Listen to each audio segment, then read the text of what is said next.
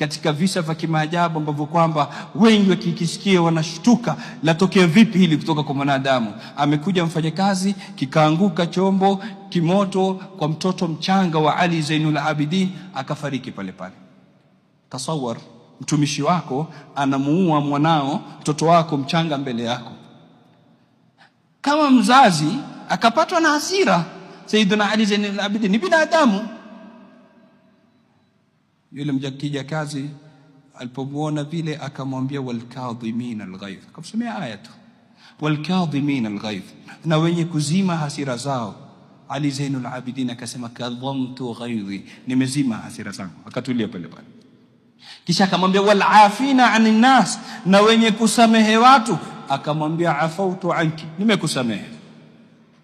Anaona mambo yaenda vizuri, mteremko, akasema acha nipatilize, akamwambia wallahu yuhibbul muhsinin, anaikamilisha aya, na Mwenyezi Mungu anapenda wenye kufanya ihsani. Akamwambia idhhabi fa anti hurra, nenda nimekuacha huru wewe, kuanzia leo si mtumishi tena, ama si khadim tena, ama si kijakazi tena, wewe ni huru kuanzia leo.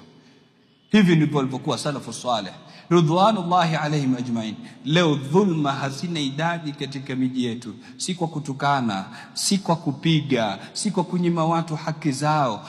Tumefikia paka kiwango sasa kuidhulumu miili yao na kwenda kuingilia na kuwabebesha mpaka na ujauzito. Na lilasafi shadid, unajua ni binti ya watu kumbali na watu, kisha unampiga teke, unamfukuza, umshikie hata simu, aanze kuhangaika sasa, akizunguka akiomba usaidizi. Maskini, sura yake inapata aibu kwa sababu yako wewe ambao kwamba ulisababisha kitendo kama kile.